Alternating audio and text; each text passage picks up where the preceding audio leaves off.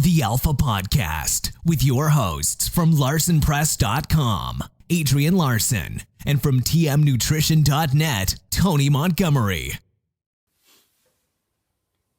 Hey, this is the Alpha Podcast. I'm Adrian. This is Tony. Today we're going to talk a little bit about different variations of squatting and what is going to help increase your squat. And since I'm definitely more experienced in squatting, I'm going to just ask you to leave. Okay. And I'll just lead the conversation. I mean, just like actually leave the podcast. Yeah. And yeah. I'll just go ahead You'll and handle that? I'll handle the squatting portion of it. Okay. That makes sense. Yeah. I think it's pretty simple. You put weight on your back and you basically sit down and stand back up. All the way down. Pretty much. To the ground. I mean, almost. Okay. Yeah. Man, what a crazy last couple of weeks. I just got done doing the Lift for Autism, and we raised, I don't know, $1,800 or so. That's awesome. Something around there. The autism, the ASO, is a really unique organization that help out parents that have children with autism. They help with like date nights, finding daycare, schools, and activities that are specifically related to children with autism. And a nonprofit organization that just they do everything. It's awesome. So we had a bunch of good lifters. I think out of the 19 or 20 lifters we had, my guess, just throwing this out there, is like 17 of them hit PRs. Okay. I mean, it was insane. One guy, Patrick Thomas, pulled, I think he pulled 635. I might be wrong. And that was a PR for him. If you're going to be wrong, you might as well just say something ridiculous. 950. 15. He pulled 1,000. Yeah. But he got super excited, and he came up to me and I told him that, you're deadlifting with a straight bar, or a stiff bar. So he was super excited about that. It was just something for him to be happy about. It was awesome to see a lot of lifters that were hitting PRs and being excited. Yeah, it was definitely. Good. It was good. Why were they deadlifting with the stiff bars? That was poor planning on my part. Okay. So it was your first meet, I guess. It was not my first meet. This is. Why do you have to call me out like that? You said it. You could have just played it off like it wasn't a stiff bar. Well, I wanted to tell everybody it was a stiff bar so that they would be. I feel that, you guys deadlift and squat or whatever, it's always stiff bar, non-stiff bar, knee wraps, fucking sleeves, belts, whatever crap. It's always a PR and something different for you guys. Round plates, square plates, whatever you guys do. And so I feel like, I had to throw that out. That's not the same with benching. Oh, no. Mm-mm. I don't have like a Larsen PR. press PR. I don't have a PR. Feet down PR. I don't have a PR with wrist wraps or no wrist wraps. You can do the short wrist wrap, long wrist wrap PR. No handoff PR. I've seen that. That's Don't pretend like it's not out there. The benchers don't do that. Well, it is dumb in totality, but it is also dumb to hold a meet without a deadlift bar. Yeah. Well, it's non-sanctioned too, so you don't have to have rules or you don't have to like follow stuff. Oh, were they using straps? There's no straps. Pulling off of blocks. That would be funny. Well, that's cool that they were still hitting PRs with the stiff bar and stuff. It was a lot of fun. Yeah, and it was a push-pull? Push-pull. Yeah, so any good benching? Yeah, there was a guy, James, I can't remember his last name, he benched 475 or 485 right in there. He was real close to 500. Bar to bench? No, we used switch it up on him? A snatch bar. Snatch bar? Yeah. Okay. And then Chris Casterline. Chris, he came and trained with us once at the Nautilus. He's the guy with the beard that's just strong as an ox. Like, he's got a real different approach to training. He's a really quiet guy. Yeah, really quiet. And he got jacked up and hit like a 435 or 445 bench. Nice. Yeah, it was crazy. It was good for him. And that was a PR for him as well. Yeah. Yeah, he likes to punch himself a lot. Yeah, he got fired up before his last lift. It was like, man, that's the most emotion I've ever seen from him. Yeah. It's crazy. It's good. No, it's very good. Because he's only, he's like 198, I think. Yeah, I think he said he was 205 that day. Okay. That's what he weighed in at. Yeah. So you had weigh-ins and stuff too? Well, I mean, it was a very, if there was a question, yeah, we would have weighed people in, but we kind of went off of just we had basically three weight classes. You know, it like went up to like 198, and then or 200, and then 200 to 270, and then 270 and above. So Okay. we kind of just went off of your word. Yeah. That's good. Yeah, Chris trains at Kabuki here and there a lot of times. So Yeah. I didn't know he was doing that meet. I thought he was getting ready for the July meet at Kabuki, but I didn't know he had to tell you his plans. typically he checks in with me Does- on a weekly basis. Kind of gives you a little report. Yeah, he's one of those guys that can outbench his squat. Yeah. Believe it or not. Yeah, I don't know anybody like that. I know a few people. We were just talking about that the other day. Like, I think Jen Thompson is one from the. She just did Worlds. Yep. I think she benched like 312 and squatted 306 at 138. I think it's the weight class. And Wow. yeah, That's obviously in gear. no. Dude, wait a minute. Do you not know who Jen Thompson No, is? I do, but you're telling me she benched 300 pounds raw 312 at 138 pounds? in IPF. Yeah. Oh my god. Yeah. I think she's done over 300 at 132 as well, when that was a weight class. But now they don't have that as a weight class. Dude, she could be like Well, she's pound the for best. pound the strongest lift bencher. Yeah, most definitely. Oh my god. Yeah, she won. For like males too. Like how many males bench 3 times their body weight? I mean, I know she's not there yet, but she's close. Yeah. She's closer than a lot of people are. Yeah. No, she's really strong. She won gold too. So I mean, all 3 of her lifts are really She good. better won gold. Yeah. Shit. Yeah. Girls that have a good bench press really separate themselves in their Yeah. total. I know my friend Emily from Mountain View. She benches in the 123 weight class. She benched 275. That's insane. Yeah. You know, you're so used to seeing like, and not to sound like stereotypical with women benching, but you're so used to seeing like the 150 to like 205 range. Yeah. That's real typical for women benchers that are good women benchers. And so when you see women that are hitting like mid 2s or mid 3s, low 3s, it's like, holy, I mean, it's like, it takes you a second to process it. Yeah. I mean, you're talking like Eric Spoto and Jeremy Hornstra type numbers, you know? Right, yeah. And the crazy thing about Jen is she doesn't really arch that much either. Like, it's just kind of like almost a flatter back bench style, where Emily has a really huge arch, you know, so it's 2 totally different styles of benching, but... Maybe all the haters on like YouTube telling her that it'll hurt her back eventually made sense, you know? Yeah. But both of them are the all-time world record holders for their weight class total. Good for them. That's amazing. Those are amazing numbers. Yeah, it's always more amazing when you hear of the female athletes doing these huge numbers than if you heard, you know, like a guy, 148 guy benching 300. Like, that's not that big a deal. Whatever. Yeah. Whatever. But when the girls do it, it's like, man, that's super impressive. Yeah. You know, the amount of, because usually women start off with weaker lower bodies. You know, that you typically see at meets anywhere from, you know, just regular lifters, anywhere from like 90 to 130 pounds is what you see at most meets, you know, and then you get the above average ones going from the 130 to the 180s. Anything over 200 is just, you know, pretty phenomenal for the smaller weight classes. Yeah, it's amazing. Yeah, it's a lot of hard work, you know. But What's been going on with you? Any cool hiking or any stupid stories like that you want to share? a lot of cool hiking. I wouldn't necessarily say that I have any stupid stories per se. You haven't gotten lost yet? No, they're pretty. They have Pretty self-explanatory. Yeah, they have a lot of trail markers. I have gotten lost before hiking, but that's a whole nother topic. You ever thought about like dropping Cheerios as you're going? No, that's what I eat. Yeah, but I mean, you Go eat them hike on the over. way back. You eat them on the way. You have to pick them back up. No. Too much work.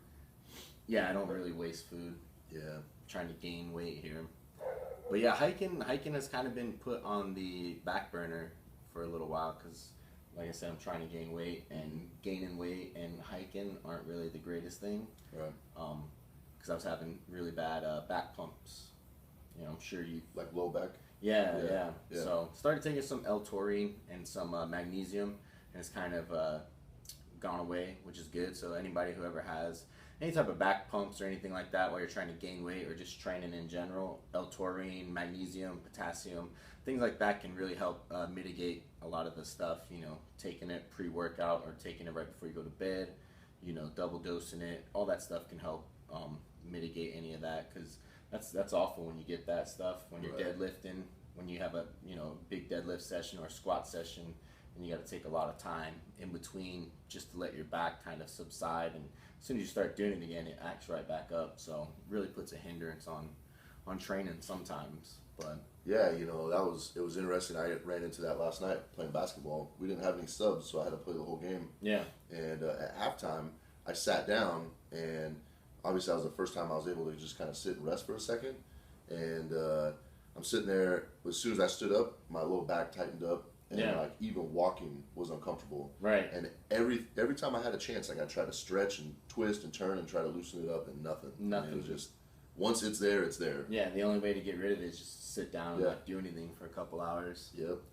But stupid. Training's going good. I just finished up a 7-week hypertrophy phase, and if you guys are interested, you can check it out at Kabuki Strength, is where I do my training logs. And I just finished that up, deloading this week, and then starting the next 6-week hypertrophy phase next week. So just doing different variations going into this next phase, and kind of dropping the volume just a little bit. So it's going to be more of like the 5 to 6 rep range type area where I'm doing most of my stuff. And so everything's feeling really good. Weight's going up to about 255, 256 in the morning, which is the most I've ever weighed. So I feel really good going into these training cycles. Everything's kind of meshing well, and the weights are progressively moving up, which is good because I know I'm super fatigued. So it's just goes to show that like planning it out the right way and doing everything, not really like chasing numbers, but more just chasing volume and setting it up to where you can get better week to week has really helped out a lot. Awesome. Yep. Good, man. And you got a bunch of big stuff coming up with working with like Kabuki and doing some coaching. Yep.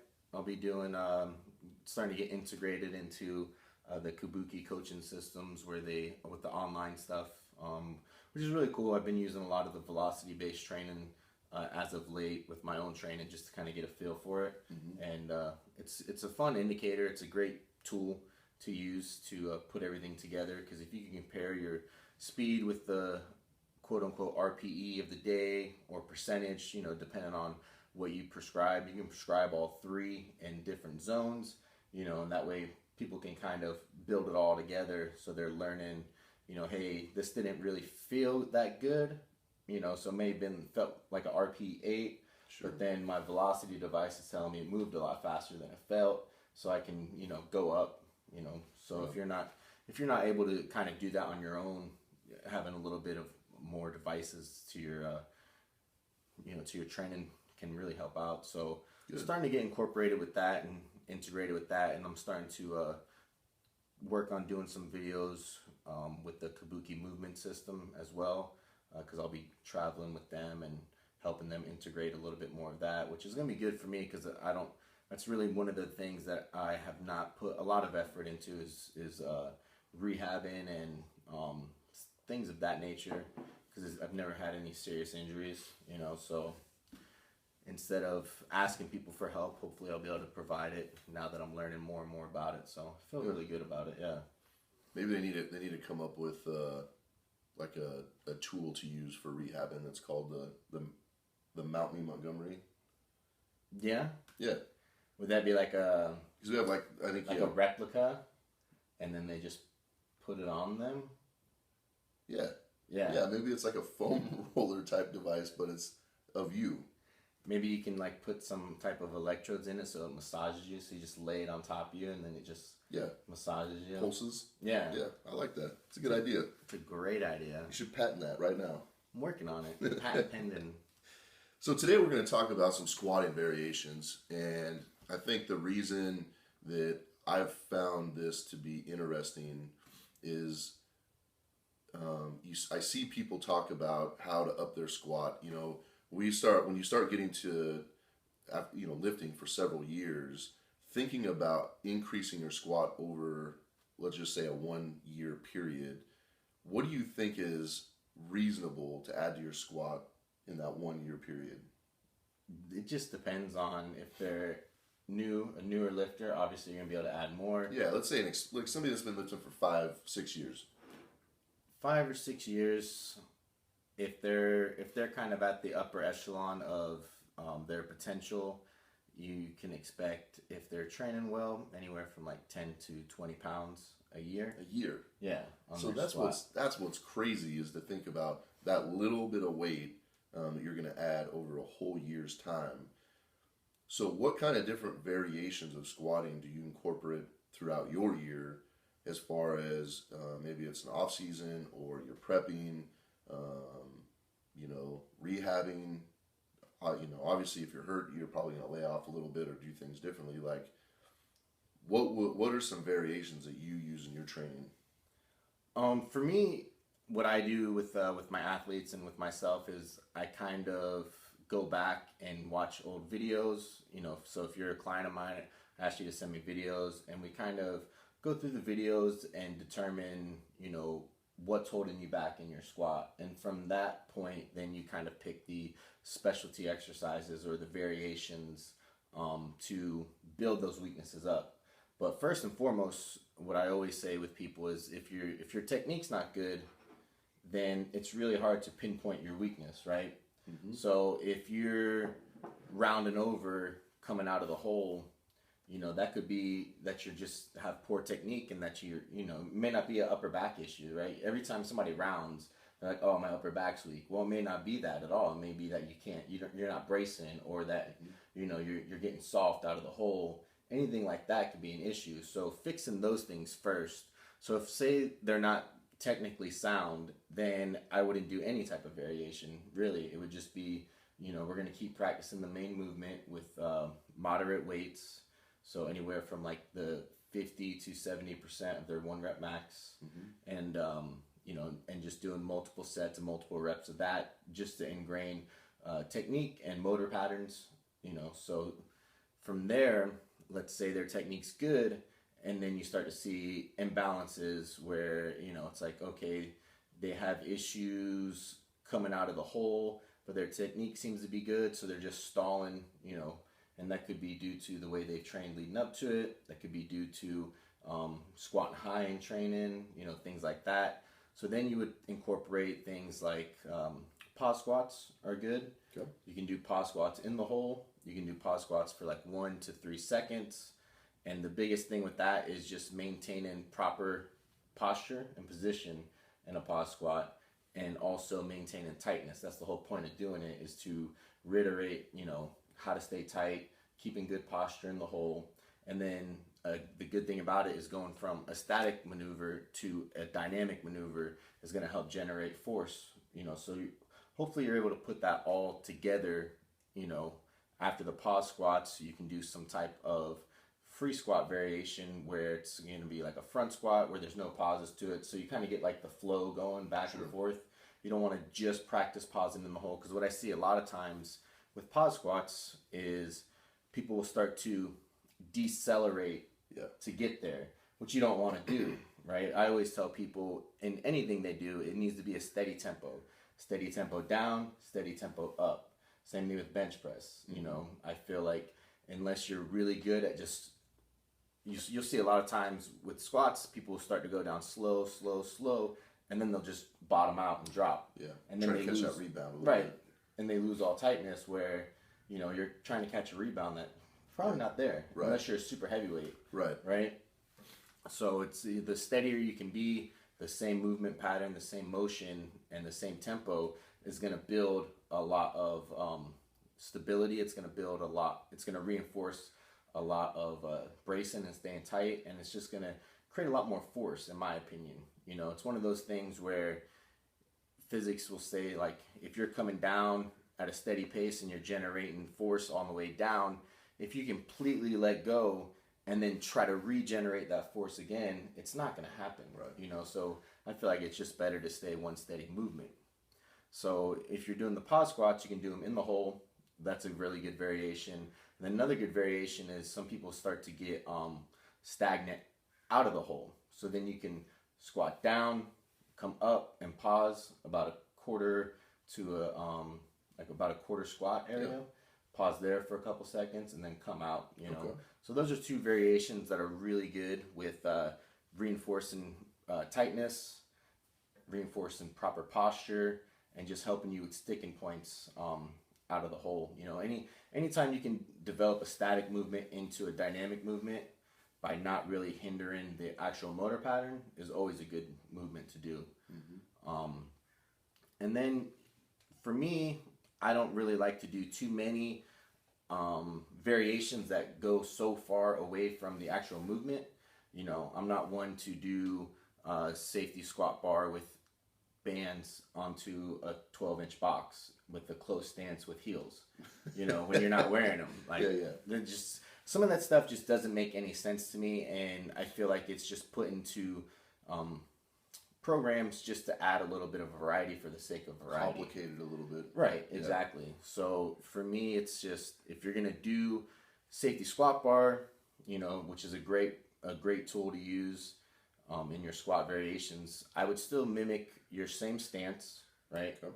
I wouldn't go too far adrift. Obviously, the further you are away from a competition, the more variation you can have. As you get closer to the competition, you limit the variation.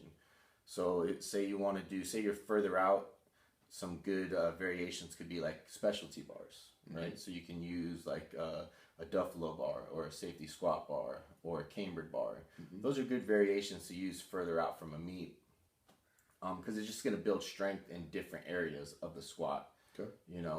So from there, as you get closer to the meet, then you start to bring in more of the straight bar movements and less variation. So things like front squats are really good to build up your quads. That really helps with deadlifts and your squats. So you can use that as a secondary movement.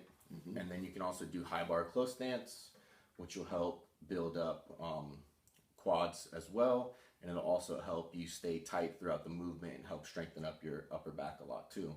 So then you get a little bit closer to the competition. Then you start going to transition into low bar. And I like to transition to low bar using if say you have shoulder mobility, throw in the Duffalo bar to transition into low bar. Mm-hmm. Do that for like 3 to 4 weeks as your shoulders get a little bit more mobile. Then you go into the regular low bar competition style at like anywhere from 8 to 10 weeks out from competition, depending on how technically sound you are. So any type of small variations with specialty bars are going to be used anywhere from like 14 to 20 weeks out from a competition. As you get closer, doing things more like front squats and high bar are really good, anywhere from like 8 to 14 weeks out. And then if you're super proficient, then you can go like 6 to 8 weeks of just low bar in it, and it just really depends on what you need to build up. And I would say, looking at most powerlifters, they really need to focus on building up stronger quads. Mm-hmm. So you can do that through front squats, as long as, the thing with front squats for me is like, if the limiting factor is you can't keep it in the rack position, but you can do more weight, then what's the point, right? Sure.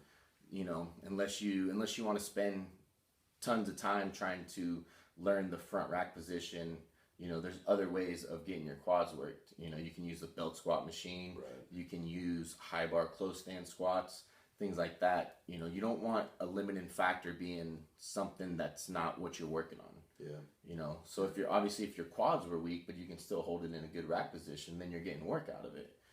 But as soon as the bar starts sliding, as soon as you get heavier, your legs can handle more, but for some reason you just can't find a good position because you're not mobile or anything like that, then that just kind of defeats the purpose of using it, in my opinion. And I know a lot of people use the safety squat bar backwards now to do front squats. Mm-hmm. I've tried that before, and it's not the same. It feels more like a Zercher squat, so I'm not a huge fan of it as a variation, because I just feel like it doesn't load up the quads. Sure. Like it should, So if you need quad work, you can do things like Hatfield squats are really good. which are, if you don't know what those are, just Google it. But doing that with a closer stance can really, because what you're doing is you're taking out the stability of holding the weight, because your hands are up on the rack, so there's really no stability there. So you can really focus on bringing your stance in closer and really hitting your quads, you know. Whereas, like, say if you're walking it out and you had a really close stance and you're not used to it, then you have a lot of stability issues. But if you're doing half field squats, you can kind of get rid of that. And then you can do high bar close stance squats to build up your quads. You can do, for assistance work, things like unilateral movements are really good. A lot of power lifters stay away from unilateral movements for some reason, which are things like single leg movements, walking lunges, Bulgarian split squats. Things like that will help with keeping everything kind of symmetrical and eliminating any imbalances, right? As a bench presser, you know that your left arm could always be weaker than your right arm. Like, one arm's always weaker than the other. Sure. So the best way to mitigate that is doing a lot of dumbbell work, right? Same thing with your lower body. Doing a lot of single leg work is going to help mitigate any type of imbalances that you may have. So adding those in towards the end of your workout are really good, and they seem to kind of be, pushed aside. Sure. So, and that's more along the lines of further out from a meet, so quote unquote off-season stuff. You're going to use a lot of single leg movements. You're going to use a lot of variations, but you don't want to have so many variations to where you're doing something new every week. Yeah, because it kind of goes back to what we were talking about in your training. You want to be able to use something, get the whatever you need out of it to fix either a problem or get stronger, and then move on to something else. Right. Yeah. So maybe some of this stuff you want blocks of 4 or 6 weeks, or maybe even longer. Yeah. Depending on what you're trying to get out of it. Yeah, exactly. Yeah. It's the thing is, like, if you're, the whole way to adapt in training is to create new stimuluses, right? And if you're throwing in every single variation you have and you plateau, then what do you do? Yeah. There's nothing else to do to combat that, so then you kind of got to start all over and try to figure out what exercises that you felt kind of worked for you. Instead, like, say if you have front squats and you have really weak quads, you can probably ride out front squats for 12 to 20 weeks and make solid progress and not have to change any of that up at all. All you're changing is starting maybe from 60% and just adding 10, 20 pounds each week, and just progressing through that. Now, would you squat twice a week? It depends. If you're gonna start, if say you're used to squatting once a week, what I always tell people, if they want to add frequency into their program, what you do is you squat once a week. Say you do 4 sets of 8 in your squat routine.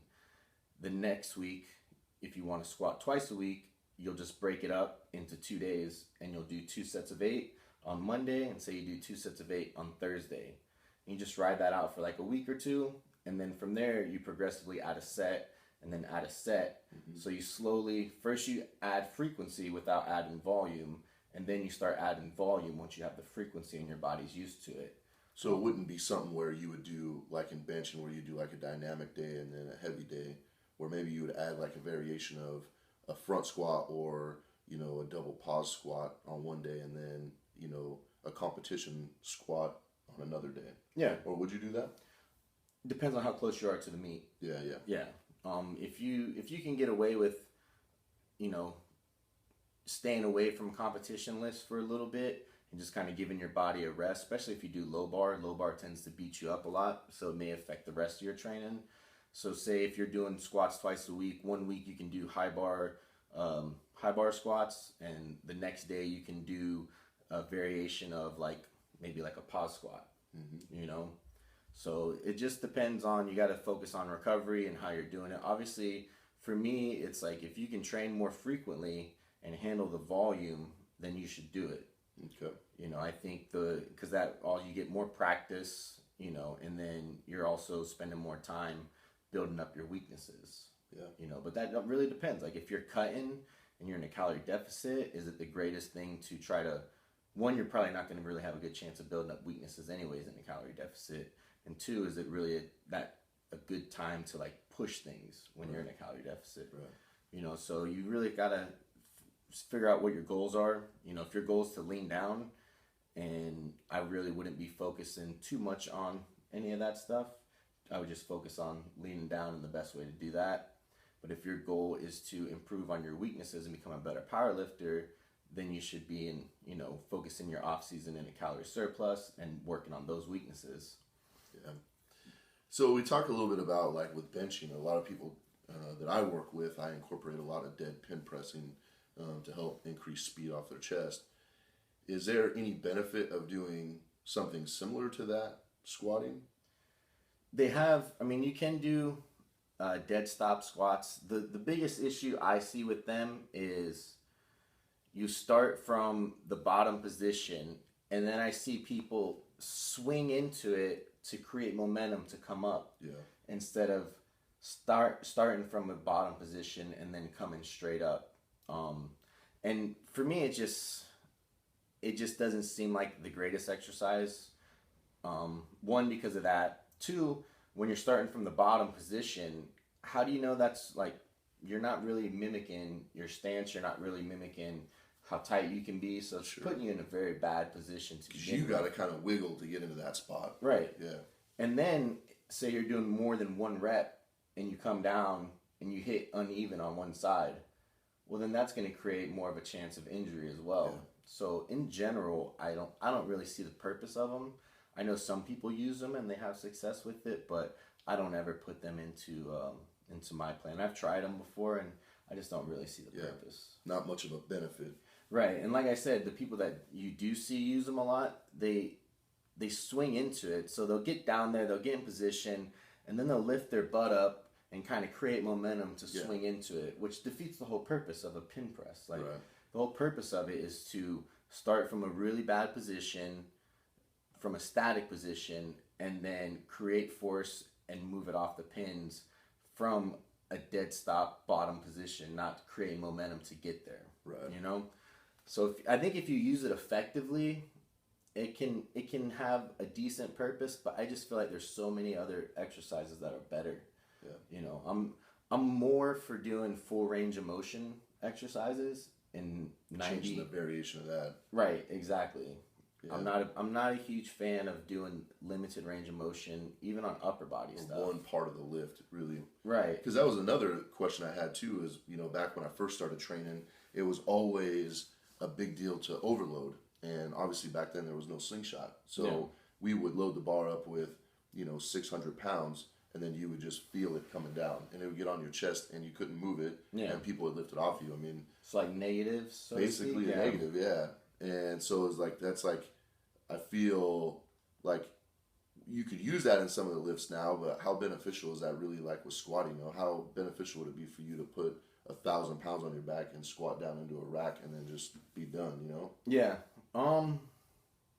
I've seen good, like Fred Hatfield used to do heavy walkouts. Mm-hmm. You know, so that's a good way to overload heavy walkouts without doing the slow negative crushing yourself type deal.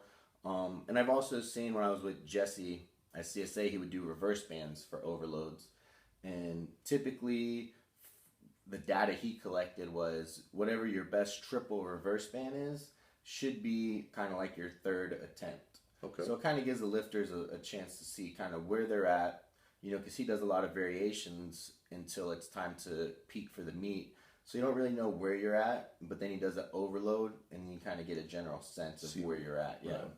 So if you can put things into place like that, where 99% of the time it gives you an indicator of where you're going to be, then that works out. Yeah. Perfectly fine. I have never done the walkouts myself, but I've seen good lifters do them, and I've seen success. But for me, it's just, I typically don't do a lot of overload work, just because it's hard to recover from. Yeah. And two, I just feel like you're kind of not necessarily building up like a false sense of what you're capable of, but I just don't see the benefit of wrecking your body for 2 to 3 weeks when you could just be doing a normal periodization approach and progress in that way. Right. You know, I know a lot of people use overload work to build confidence and stuff, but if you have confidence in your training and what it produces, then you don't really need that type of stimulus. Right. So then I'm going to talk on the sensitive subject, the ego lifting. Yeah. So what are your thoughts on, you'll see guys that'll post videos or, whatever, they're talking about hitting a PR, but they're not going to depth. In training, if it happens every now and then, that's perfectly fine. That's normal. It happens, yeah. Yeah. It's not the biggest deal in the world. But if you see an individual constantly squatting high and they're doing it for reps and stuff, then that's going to create an issue when it comes time to squatting at the meet and they have to get depth. And you see that a lot. Is like a good way to know somebody squats high in training is when they get into the hole, they just have the hardest time maintaining a good position and they have no power. Right. And you see a lot of guys like either drop it or miss in the hole, and those are guys usually that don't train to depth a lot. Right. So it's one of those things where if it happens like on a heavy double and the last one's higher, they cut the first one high, or they did a heavy single and they kind of cut it a little bit high. That's not the biggest thing in the world is training, but if they're consistently doing it rep after rep, then that's going to create a lot of issues because you're not getting stronger in the hole, which is where you're the weakest at. Right. So it kind of defeats the purpose. It's crazy because I've seen a lot of stuff specifically over the last couple of weeks where people have gotten roasted for that. And so what I find interesting is when people are benching and they bounce it off their chest, nobody ever says, well, that's not a legit press. It's like, oh, good job. But it seems like anybody who squats high always catches a wrath of shit from whoever. But it's interesting to me to see that there's such a big difference. It seems like squatting gets criticized way more than the other two lifts, in my opinion. Yeah, no, definitely. For me, if you can do it in training and you can do it on the platform, then whatever. Like, who are you to criticize? Yeah. But you do see a lot of people that constantly squat high, stay at certain meets and certain federations as well. Right. So that always raises a red flag. But there's a lot of guys who you'll see squat high in training every now and then and go to meets and bury it and they're fine. So like I said, it's, seeing a video here and there is not an indication of how they train on a normal basis, so training is training. Yeah. It's not always going to be the prettiest in training. Well, and it could be too, like we talk about the different seasons that you're going to be in during your training, Maybe they're at a spot where they just don't give a shit, whatever, they're rehabbing something or, they're at a spot where they're 30 plus weeks out from something. A lot of the technical part of the lift isn't as big of an issue at that point in training versus being 8 or 12 weeks out. Yeah, I'm not giving an excuse to squat high, but they could definitely be in a spot in their training where it's not as important. Right. Yeah. Yeah. Because you do see it a lot. They want to test where their strength's at, but they're kind of not ready for it. Right. So they'll cut it a little bit high. But as long as it's not a staple in their program, they're typically fine.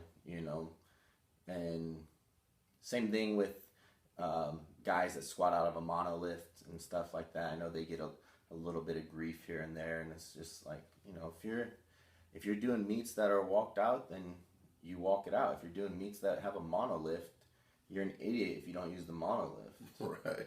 Yeah. If it can legitimately add pounds to your total and you decide not to use it because either you just can't use it, like you suck at it, and then you make fun of people that do it, or because you just think you're tougher to walk it out, then it's kind of on you. It's on you, yeah. You can't complain that the other guy beat you because he didn't walk it out and you did. Now, I do understand when some people try to set all-time world records and the guy they're trying to beat walked it out, so they want to replicate that to show kind of respect to that person. Sure. Because, obviously if you use the monolift, you're going to get weight out of it. There's no doubt about it. You're going to get 20 to 30 pounds extra, I feel like. So it's kind of a way for them to legitimize their breaking the record. Right. Yeah. And some people do that, and I respect them a lot more. The people that want to do it legitimately and show respect to the people that did it before them, the way they did it, then those guys are by far my favorite lifters, you know. There are guys that just break world records and, you know, they just do it the way that it's prescribed, and they do it to the best of their ability, and they don't really care about, like, I beat this person, but even though he walked it out, you know, so it's just all kind of how you look at the sport, how you view the sport, and how you want to be viewed as a person, you know, what your legacy is going to be. If your legacy is going to be that you do meets because you're scared to do real meets, or because you can get away with high squats, then that's whatever. It is what it is. Right. You know, all you can do is show up to the meets you want to do and do the best you can, and it's up to the judges to say, hey, you did it good or you did it bad. Right. Yeah. You know, but, I mean, for just to kind of put a bow on the squat variations, you know, squat variations are good in the off season. You can do one or two here and there, but a lot of it does come down to accessory work as well.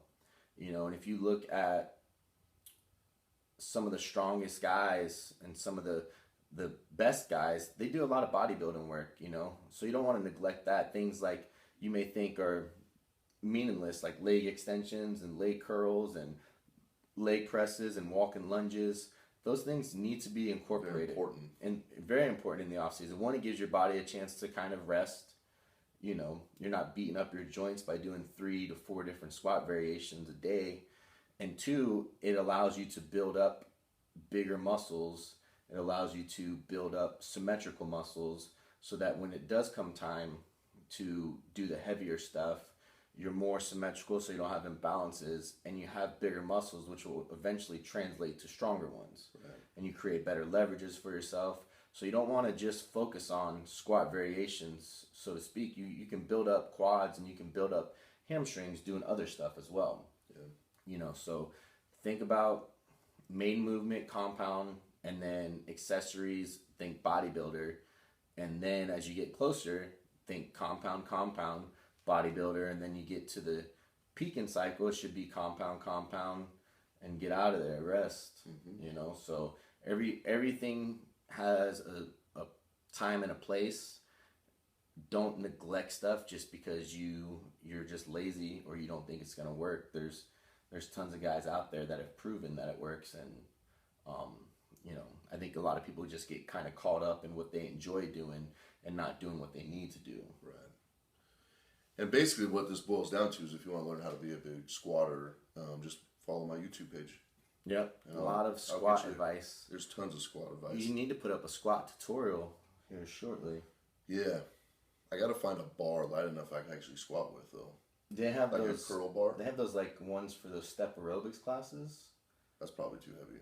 Yeah. Yeah. Yeah. We need like a 8-pound bar. A foam roller. Maybe a PVC pipe. Yeah, PVC pipe. There we go.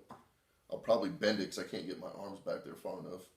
Bend it and break it. It's probably why you have shoulder issues. Because shitty external rotation. Yeah. I'll fix it. No, you won't. No, probably not. Awesome. Well, I think we kind of touched on the squatting variations. You guys could look forward to in the future us just addressing more of the different movements, how to incorporate different variations and what we feel will work and what hasn't worked for us. When we get to benching, obviously, I will not allow Tony to give any of his advice. We'll focus more on me and my needs. That'll be good. Yeah, it'll be good. Be about time. Yeah. It's only been, 14 episodes, and you finally get one for you? Yeah. Where can people find you? tmnutrition.net, Tony Montgomery Jr. on social media, and if you want to follow along, my training log is at kabukistrength.com. You can find me at Adrian Larsen and or Larsen Press on all the social medias. Make sure you go to larsenpress.com and make sure you subscribe to this, follow it on iTunes, and that's it. See you guys next time.